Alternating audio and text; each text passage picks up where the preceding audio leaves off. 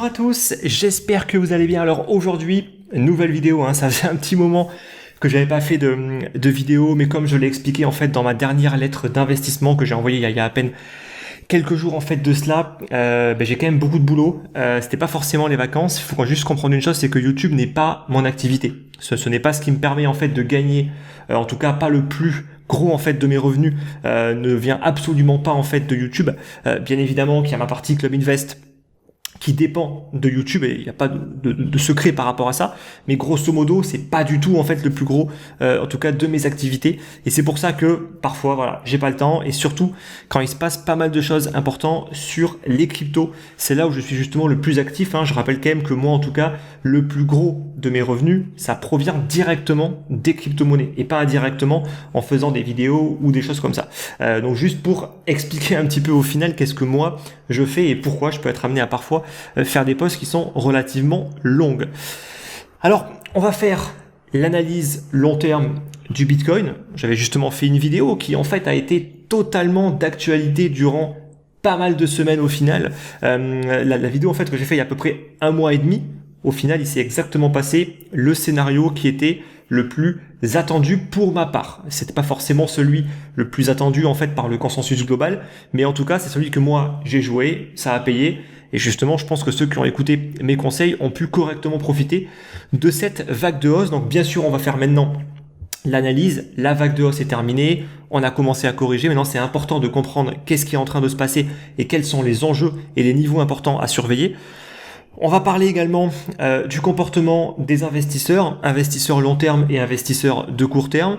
On va un petit peu parler également du consensus actuel global qu'on a, et notamment de la panique qui est très très vite revenue dans ce marché. Et on va voir justement pourquoi c'est important pour le coup que les gens se remettent rapidement à paniquer. On va parler de l'évolution de la dominance du Bitcoin, très très important pour le coup, et je suis pas sûr en fait que ce soit compris par beaucoup de personnes.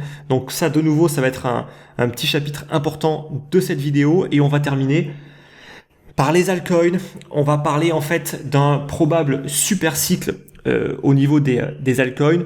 On va un petit peu parler des Layer 1 qui sont un peu d'actualité en ce moment, comme tout ce qui pump et tout ce qui prend de la valeur, mais en tout cas d'un point de vue plus global on va surtout parler des altcoins et des stratégies que moi j'ai pu mettre en place pour justement me préparer et profiter d'un possible super cycle sur le marché des altcoins. Donc écoutez, installez-vous confortablement parce que là on est parti pour une vidéo qui va être relativement longue. Il y aura pas mal de contenu, on va aborder pas mal de choses, donc c'est important pour le coup en fait d'être bien concentré. On attaque, là je vous mets l'analyse long terme, l'analyse technique long terme du Bitcoin. Comme toujours, on prend du recul.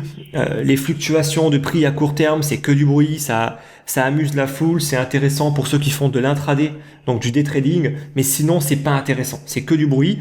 Donc là maintenant, si on prend beaucoup de recul, on a eu donc une première grande phase de hausse qui a commencé à partir du début du mois d'octobre 2020.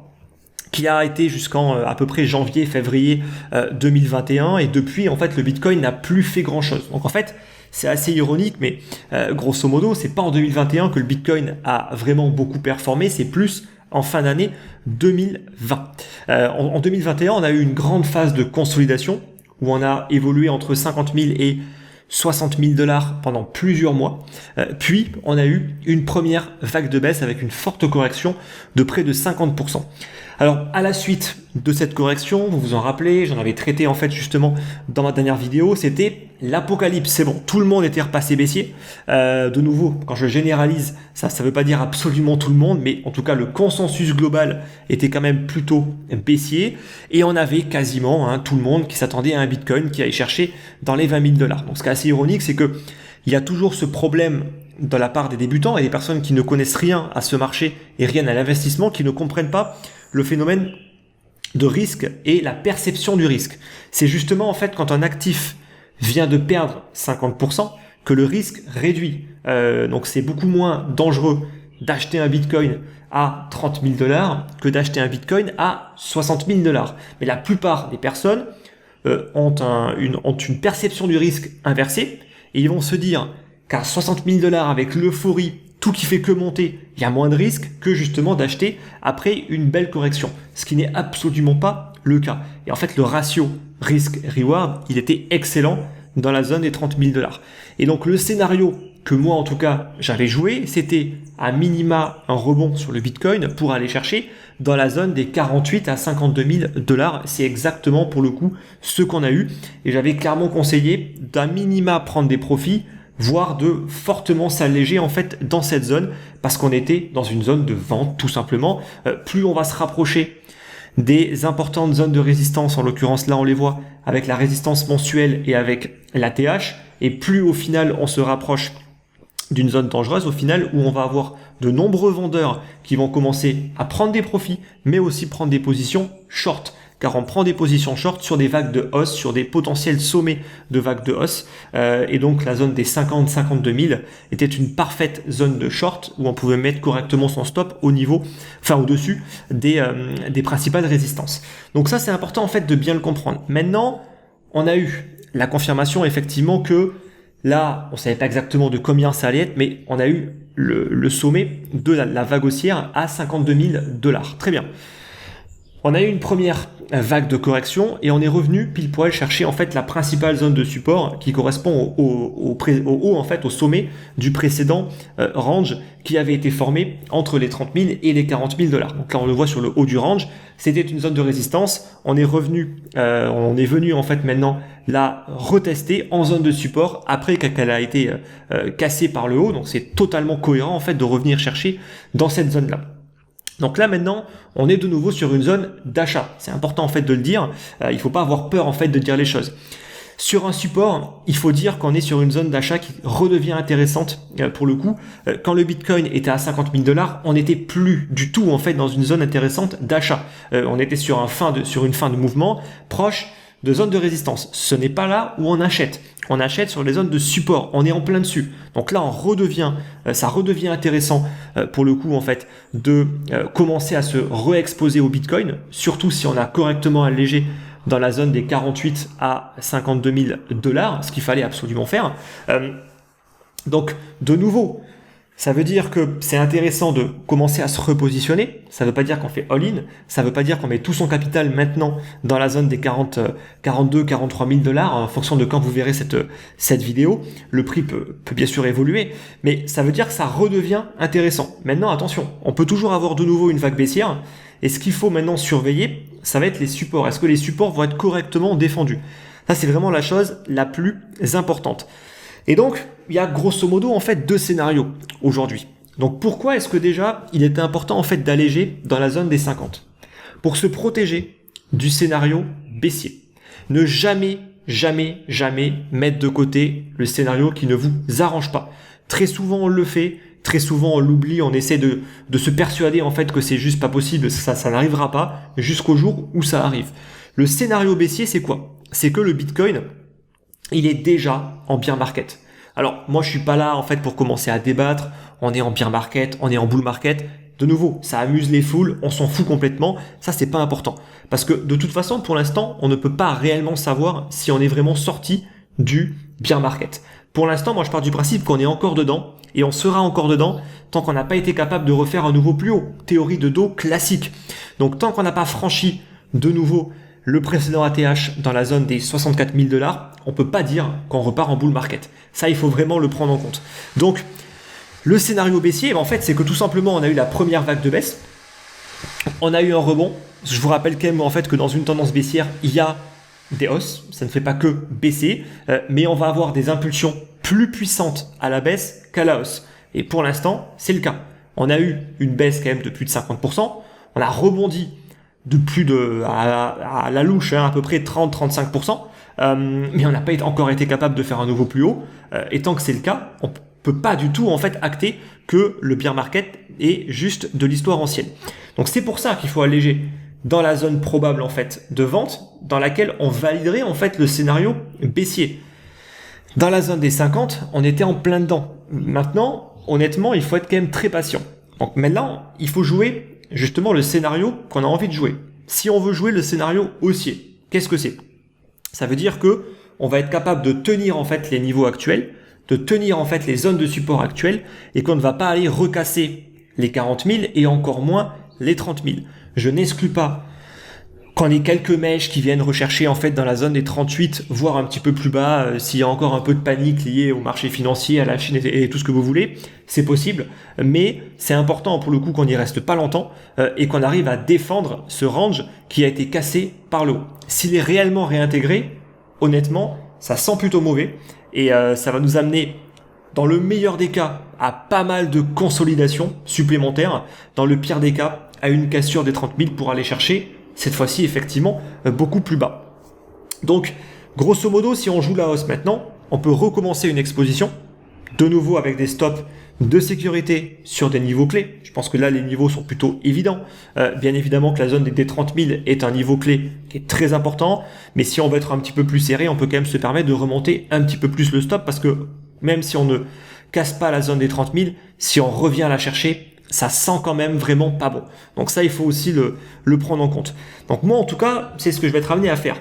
C'est jouer le scénario haussier, parce que c'est le scénario en fait qui va me rapporter le plus et qui va avoir le meilleur ratio risque-récompense. Parce que si jamais on valide ça, ça veut dire qu'on va casser la TH et repartir sur une nouvelle vague haussière. Et là, on peut effectivement espérer aller chercher un Bitcoin qui va aller à 80 000, 100 000, voire beaucoup plus. Et ça, pour le coup, c'est ce qui va me rapporter beaucoup. Mais par contre, la prise de risque, elle va être extrêmement faible. Donc c'est ça qui est toujours intéressant. Si on mise la baisse, de nouveau, je pense que le potentiel de baisse, il est quand même beaucoup plus limité. Donc c'est pour ça qu'en général, moi, je suis pas trop intéressé par jouer les baisses. Par contre, je vais alléger mon portefeuille quand il y a justement pas mal d'incertitudes pour me protéger de baisse. Comme ça, si là justement on a un scénario baissier en fait qui s'enclenche, je ne vais pas le subir tout bêtement, comme malheureusement vont le subir beaucoup de personnes qui font juste du buy and hold et qui ne se préoccupent pas des cycles de marché qu'on peut avoir en fait sur le marché des crypto-monnaies. Donc le scénario baissier, il est peu probable à mon sens, mais je veux quand même m'en protéger et on a quand même des risques à surveiller. Lesquels sont-elles ? Bon, donc ces risques-là, lesquels sont-ils plutôt ? Je dirais que la réglementation, il faut faire attention. Il faudrait pas qu'on ait une réglementation qui aille trop loin, qui soit trop forte, trop contraignante. Ça, pour le coup, c'est pas encore le cas, mais honnêtement, on sait jamais. Autre risque, un accident sur les marchés financiers. Alors, je vous arrête tout de suite, hein, c'est ça. C'est pas avec le promoteur chinois qui est en train de faire faillite en fait qu'il y aura un vrai risque. Je pars du principe, hein, en général je me trompe pas, même si ça arrive, que si tout le monde parle de quelque chose, ça n'arrivera pas. Aujourd'hui, tout le monde parle d'une crise avec justement Evergrande, qui est le deuxième promoteur chinois qui est en faillite. Si tout le monde en parle, si c'est tous les médias en parlent, si tous les youtubeurs en parlent, voilà, c'est que honnêtement, c'est bon. Rien à signaler, il va rien se passer. En général, une crise, c'est important en fait de bien comprendre comment est-ce qu'on peut avoir une vraie crise financière, une vraie crise économique. C'est quand on prend de court tout le monde. Lehman Brothers, pour le coup, c'était complètement différent. Il n'y avait pas votre petit youtubeur du coin qui a commencé à vous parler en fait de Lehman Brothers pour vous dire attention, il y a un risque. Pourquoi ? Parce que ça a pris de court tout le monde, ça a surpris beaucoup de monde, parce que Lehman Brothers avait une bonne réputation, était bien noté, et donc en fait personne, ou quasiment personne pour le coup, l'a vu venir. Certaines personnes très bien informées ont quand même vu les choses venir, mais la masse n'a rien vu venir. Là, aujourd'hui, on nous parle d'une boîte qui est systémique, que tout le monde voit, tout le monde en parle. Si vous pensez vraiment qu'une crise peut venir directement de ça, vous vous trompez. Maintenant, ça ne veut pas dire, bien évidemment, qu'il n'y aura pas une crise qui va venir d'ailleurs. En général, les crises, c'est plus des effets boule de neige. C'est un petit événement qui passe inaperçu, mais qui au final se retrouve à avoir des conséquences beaucoup plus importantes par effet boule de neige. Mais honnêtement, je doute que ça puisse venir en tout cas de ce promoteur-là. À mon avis, ça peut venir d'ailleurs. Je dis pas qu'il n'y a pas de problème en Chine, qu'il n'y a pas de bulle immobilière ni rien, absolument pas. Mais je dis juste en fait qu'une crise, il faut prendre de court tout le monde, il faut prendre de court bien évidemment les politiques et les banquiers centraux qui ne vont pas être capables d'agir suffisamment rapidement parce que justement, même eux, ils ont été pris de court. Parce que sinon, ils n'ont aucun intérêt à vraiment provoquer un crack et une crise économique majeure. Donc c'est pour ça que honnêtement, je vois pas trop. Autant il y a quelques semaines de cela, quand il n'y avait pas encore grand monde qui ont parlé justement de ça, on aurait pu justement s'inquiéter. Ça a été le cas un petit peu pour moi où je suis quand même resté un peu prudent. Autant maintenant, c'est bon. tout le monde en parle, donc c'est bon, c'est de l'histoire ancienne, il n'y aura pas vraiment d'inquiétude. Il y a un peu de volatilité, il y a un peu de panique, un peu de correction, mais honnêtement, je doute fortement qu'on ait un crack à cause de ça. Mais ça ne veut pas dire qu'il n'y aura pas d'autres problématiques, qu'il n'y aura pas de crack, et on l'a vu, le marché des crypto-monnaies, il reste fortement corrélé au marché action. Et tant qu'il y aura cette corrélation, et à mon avis ça risque pas de partir, eh ben, on va tout le temps devoir surveiller ce marché-là, parce que là, ce marché, il est lui aussi, en fait, j'ai envie de dire un petit peu sur la lune. Il a eu une croissance complètement de malade, même si certains vont la justifier, d'autres non, etc. On n'est pas là pour ça. Voilà, il faut juste prendre les choses de manière factuelle. Il y a un risque avec le marché action, donc il faut le surveiller. Il faut le surveiller parce que l'impact sur les cryptos sera très important. Aussi, j'ai vu beaucoup de personnes qui ne comprenaient pas en fait pourquoi est-ce que Evergrande avait un impact sur les crypto-monnaies. De nouveau, je suis désolé en fait, mais si vous ne savez même pas dans quoi est-ce que vous avez mis les pieds, qu'est-ce que vous faites là? Évidemment, en fait, il y a une corrélation qui est extrêmement forte parce qu'il y a énormément d'investisseurs qui investissent dans les deux marchés. Marché américain, actions, et marché des crypto-monnaies qui est un risk-on, ça veut dire que c'est un actif, des actifs dans lequel on va s'exposer pour aller prendre du risque. Donc bien sûr qu'il y a une corrélation, et cette corrélation, elle va augmenter à mon avis au fur et à mesure que les produits pour investir en fait dans le Bitcoin et les crypto-monnaies vont se développer. Vu qu'il y a une corrélation forte avec le Bitcoin lui a une corrélation forte avec les altcoins, tout le monde est impacté. C'est complètement normal, et ceux qui n'ont pas encore compris ça, je suis désolé en fait, mais honnêtement, faut vraiment revenir à la base de dans quoi est-ce que vous investissez. Et qu'est-ce qui fait la valeur aujourd'hui de la plupart des actifs dans lesquels vous investissez.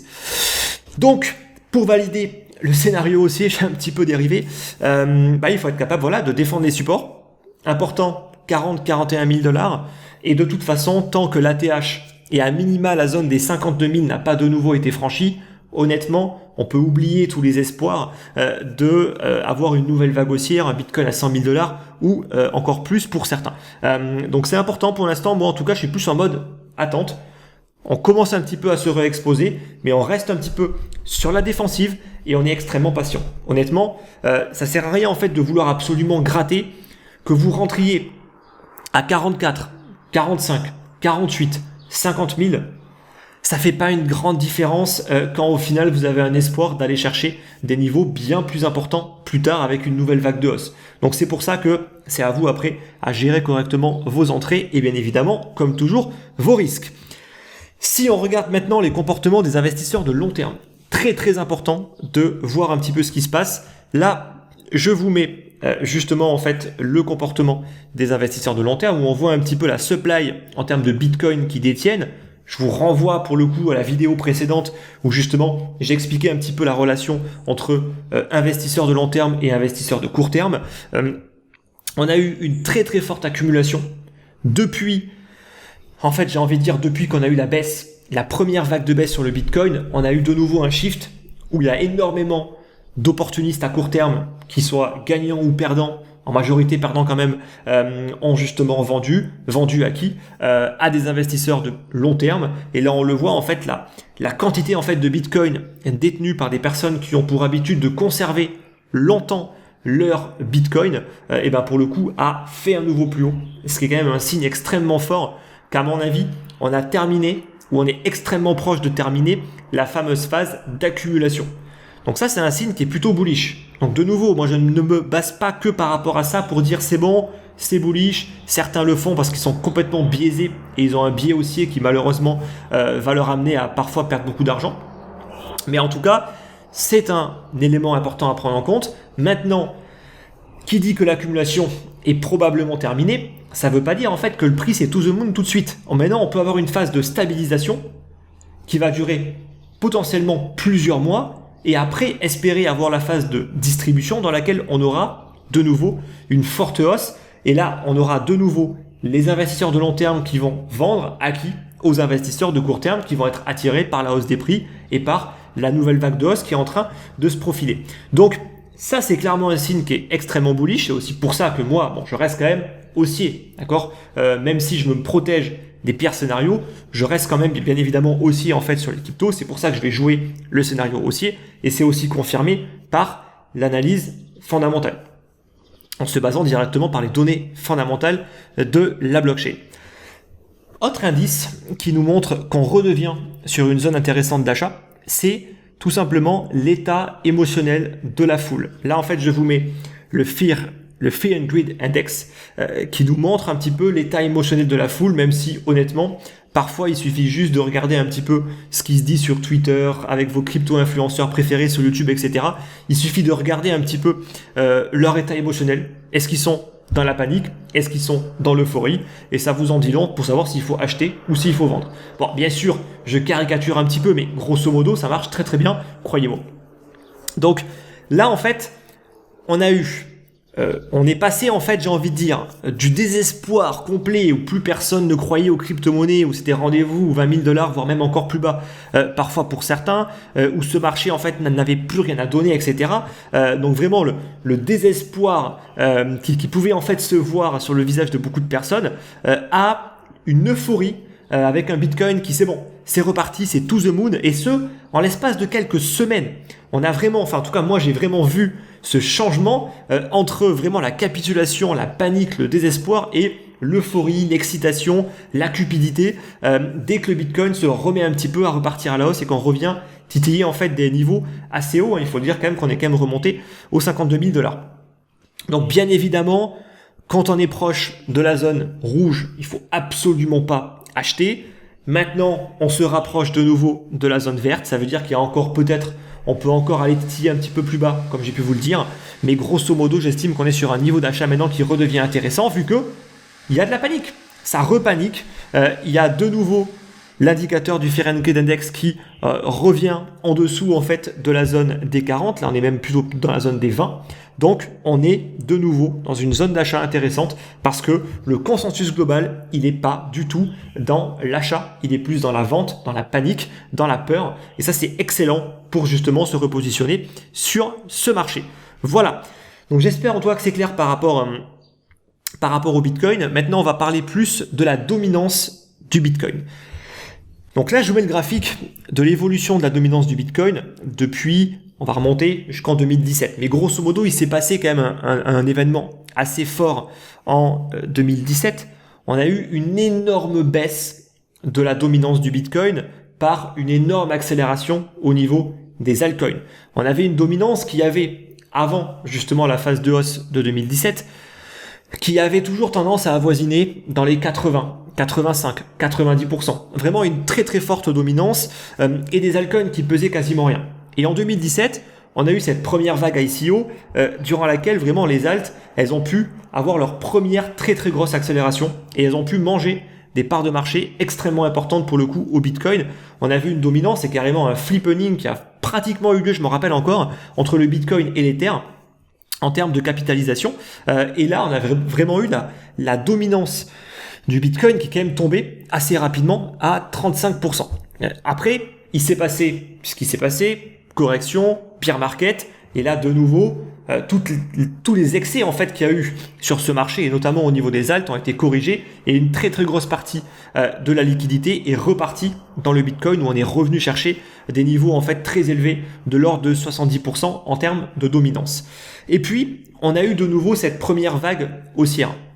Avant tout, sur le Bitcoin, comme j'ai pu vous le dire en fin d'année 2020, où là on le voit, on a une dominance qui était repartie à la hausse, de manière très légère, mais c'est reparti à la hausse pour aller de nouveau chercher dans la zone des 70.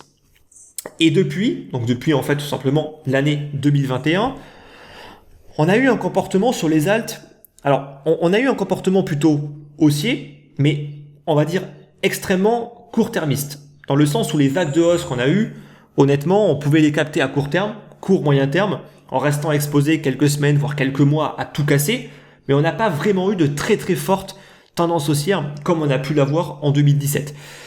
Donc, on a une dominance qui aujourd'hui bloque au niveau des 40%. Cette dominance, à mon sens, et ça pour le coup c'est un long débat, et je pense qu'elle est amenée à baisser au fur et à mesure que l'écosystème va évoluer. Pour moi, il n'a aucun sens à ce que cette dominance revienne un jour dans les 70, 80, 90%. Ça n'a absolument pas de sens. Pourquoi ? Parce que ça voudrait dire que tout simplement, il n'y a aucun autre projet qui est capable de réellement impacter ce marché. Or, le Bitcoin aujourd'hui n'est plus tout seul. On a l'Ether qui, à mon avis, en fait, ne peut même plus être considéré réellement comme un altcoin. Pour moi, c'est le Bitcoin, il y a l'Ether et il y a le reste. Et au fil du temps, on aura vraiment des projets qui vont être très importants. Peut-être qu'on aura le Cardano, le Binance Coin, le Solana, tout ce que vous voulez, en fait, peu importe, mais qui vont aussi avoir une valeur extrêmement importante et qui vont peser extrêmement lourd, en fait, dans l'écosystème.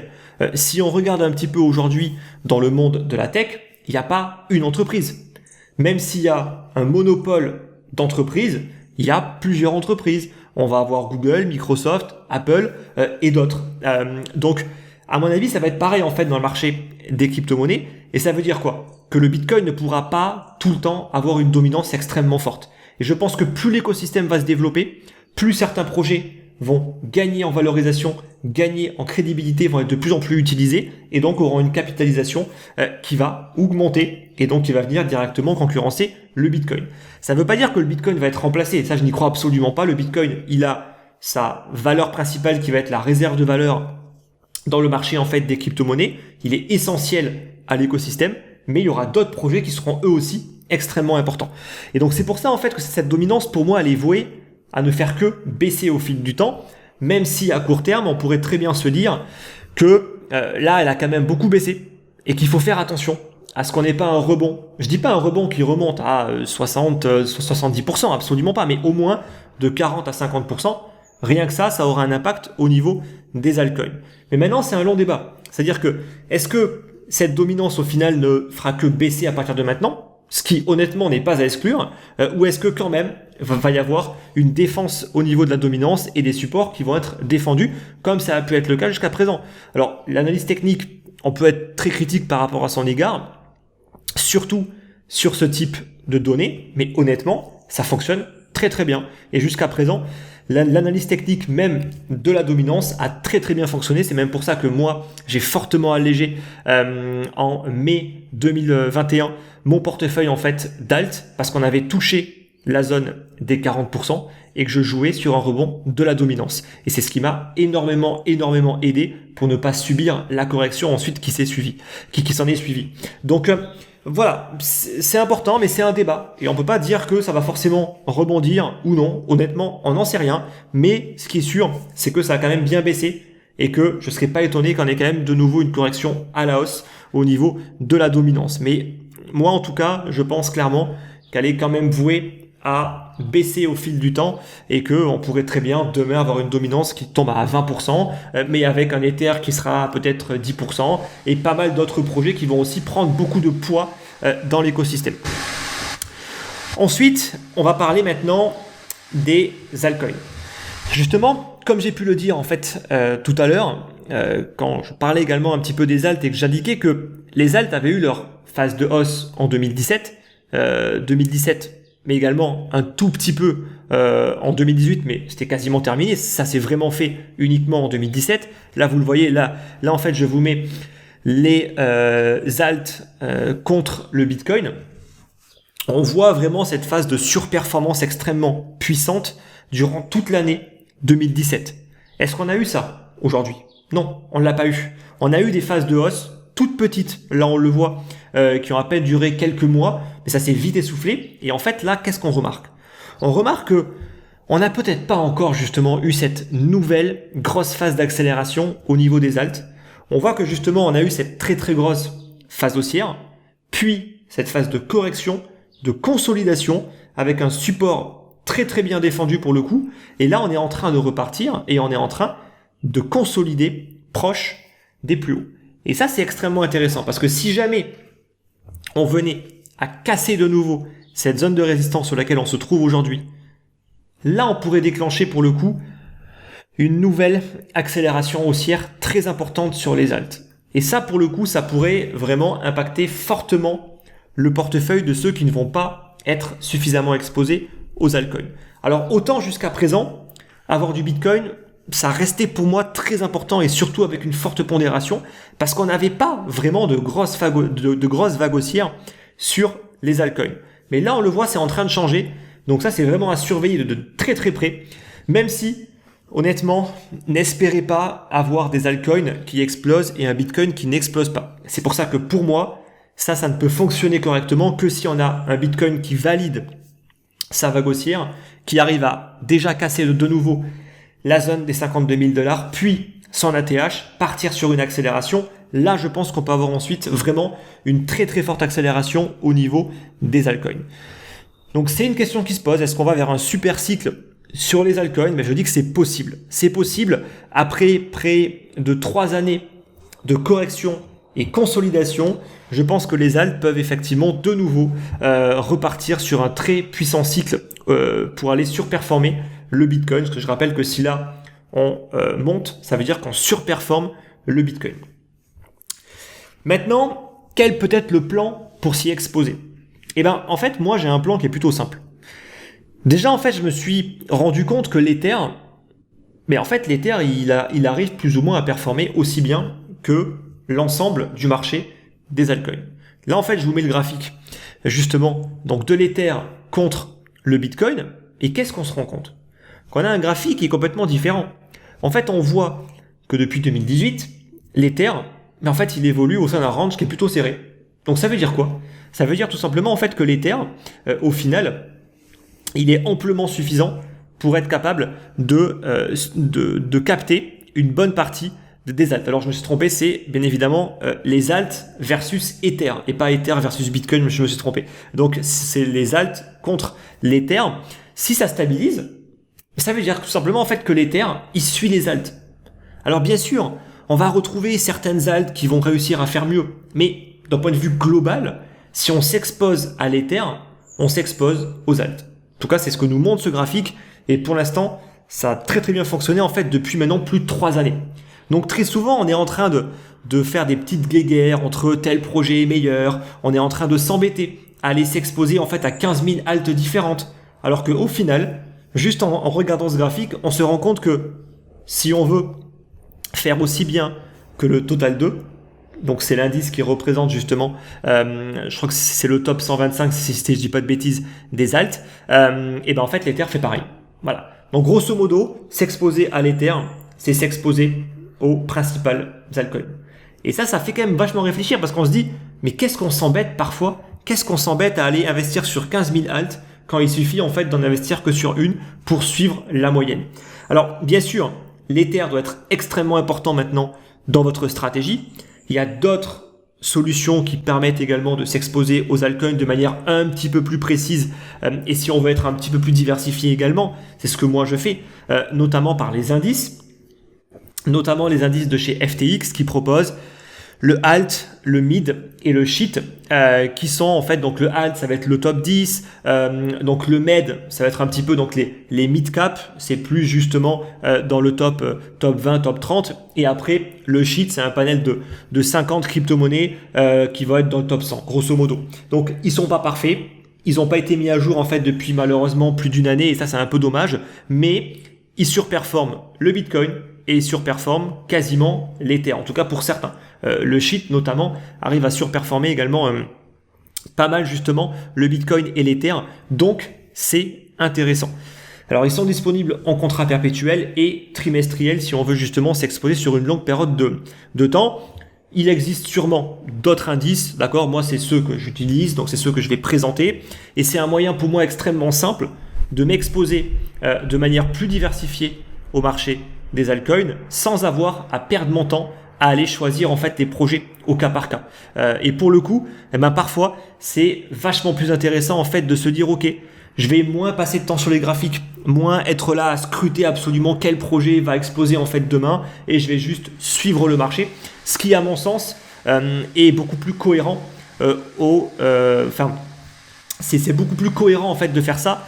Plus votre capital va être amené à croître. Parce que plus on va avoir un capital important, moins on a besoin de prendre de risques, moins on va avoir ce besoin d'être tout le temps devant les écrans à chercher en fait quel projet en fait va exploser, et plus on peut se permettre de juste suivre la moyenne du marché qui est déjà énorme, d'accord? Si je regarde le CCI 30, qui est un excellent indice justement pour voir un petit peu donc le top 30 des crypto-monnaies, sa performance, elle a été de 400% sur les 52 dernières semaines. 400%, c'est juste énorme. Donc déjà en fait, rien qu'en s'exposant au Bitcoin, à l'Ether et éventuellement à quelques indices comme le mid et le shit, on peut aller chercher 400% sur une année. Pourquoi aller perdre du temps pour aller essayer de gratter encore plus? Et je dis bien essayer parce que je suis certain que dans la plupart des cas, il y a peu de personnes qui ont été capables de faire 400% sur les 52 dernières semaines. Donc, bien sûr, on peut peut-être faire des bons coups, comme certains s'en vendent parfois sur les réseaux et qui vont dire « mais moi j'ai fait X milliers de pourcents sur le Dogecoin, etc. » Oui, très bien. Mais ici, on parle de manière sérieuse et on parle à des personnes qui vont avoir parfois un certain capital qui ne va absolument pas justifier de prendre un risque démesuré pour aller chercher une performance hypothétique que peu de personnes au final vont réussir à vraiment avoir. Donc posez-vous ces questions, c'est important. Est-ce que vous avez été capable de faire plus que le marché du top 30 ? Si c'est pas le cas, en fait j'ai envie de vous dire, vous perdez votre temps à essayer en fait d'aller investir un petit peu à droite et à gauche. Suivez la tendance. C'est le même discours que moi j'ai pour les marchés financiers. Il y a la fameuse discussion entre faire du stock picking ou faire de l'indiciel. Donc suivre un indice ou aller choisir au cas par cas dans quelle entreprise on va investir. Il a été plus que prouvé depuis maintenant plusieurs dizaines d'années que ceux qui font de l'indiciel arrivent à minima à performer aussi bien que les indices, ce qui paraît plutôt logique, mais je parle plus de l'indice maître, par exemple le S&P 500. On peut aller après s'exposer à des indices un petit peu plus affinés, pas forcément le S&P, mais on peut aller en fait sur des indices par exemple sectoriels, de momentum, etc. Après, c'est un long débat, mais on peut encore un petit peu affiner, mais grosso modo, ces personnes-là qui vont acheter en fait de manière extrêmement simple des ETF pour aller suivre des indices, ils vont dans la plupart des cas faire mieux que ceux qui vont essayer par eux-mêmes de surperformer le marché. Dans les crypto-monnaies, ça va être exactement pareil. On n'a pas autant d'indices malheureusement que dans les marchés traditionnels, mais malheureusement ou heureusement parce que c'est tellement peu utilisé aujourd'hui qu'à mon avis, ça fonctionne encore mieux. Donc c'est pour ça que c'est, je pense, extrêmement intéressant. En tout cas, c'est la stratégie que moi, j'ai pu mettre en place. Donc j'espère en tout cas que tout ça, ça vous donne pas mal d'informations, pas mal de choses, je pense, à prendre en compte entre le Bitcoin puis les altcoins. Bien évidemment, tout dépend du Bitcoin. Ça, il ne faut quand même pas l'oublier. Ça reste le maître, pour l'instant, en tout cas sur ce marché, celui qui a une incidence et donc une corrélation de l'ensemble des altcoins envers le Bitcoin qui est toujours extrêmement forte et qui va impacter en fait ce marché. On ne peut pas avoir l'un sans l'autre. Donc le Bitcoin doit valider son scénario haussier pour espérer demain avoir une vague haussière au niveau des altcoins. Donc si on a tout ça, on aura un cocktail explosif pour de nouveau profiter en fait d'une nouvelle vague de hausse qui peut être extrêmement lucrative, surtout si on a les alts qui suivent, parce que jusqu'à présent on n'a pas encore eu ça. On a eu ça qu'en 2017. Si on l'a éventuellement en 2021, en fin d'année, voire en 2022, il y aura vraiment beaucoup d'opportunités. Et pour ne pas également s'éparpiller, je pense que les indices et les terres vont déjà faire largement le travail. Bon, pas mal d'infos, pas mal de choses pour le coup à digérer. N'hésitez pas à revoir bien évidemment éventuellement certains points parce que là je sais qu'il y a eu beaucoup en fait d'informations. En tout cas, j'espère que ça va vous aider. Normalement, cette vidéo en fait va avoir une durée de vie qui normalement est de plusieurs semaines, donc je referai une prochaine vidéo quand tu auras probablement eu un dénouement ou qu'il y aura eu un mouvement peut-être baissier qu'il faudra absolument prendre en compte. En tout cas, je n'hésiterai pas à faire une vidéo si jamais il faut être amené à prendre de la prudence ou si on valide le scénario haussier, je ferai bien évidemment une vidéo pour l'indiquer. Pour ceux qui veulent me suivre de manière beaucoup plus régulière, j'envoie chaque 2 semaines ça pour le coup, j'ai pas arrêté. J'envoie une lettre d'investissement, donc il y a une partie gratuite. Je vous rappelle également qu'il y a donc mon service Club Invest, qui est vraiment tout un panel pour les investisseurs pour réussir à monter en compétences et à bien évidemment devenir autonome. Donc il y a toute une partie formation, signaux de trading, groupe privé. Il y a vraiment beaucoup de choses. Lettres d'investissement premium, encore plus fournies en fait que celles qui vont être envoyées gratuitement. Tout ça, c'est disponible en description ou directement sur mon site sequentips.fr. Là-bas, bien évidemment, qu'il y a un suivi beaucoup plus important avec cette petite communauté qui a quand même pas mal grossi pour le coup. Allez, J'espère en tout cas que tout est clair pour vous. Écoutez, je vous souhaite bon courage pour la rentrée. Bon courage pour ce dernier trimestre de l'année 2021. Il risque quand même de se passer beaucoup de choses. Il se passe énormément de choses, même d'un point de vue économique, qui pourraient avoir un impact sur le marché des crypto-monnaies. Restez attentifs, restez prudents, gérez vos risques et je vous dis à très bientôt pour une prochaine vidéo. Bye bye.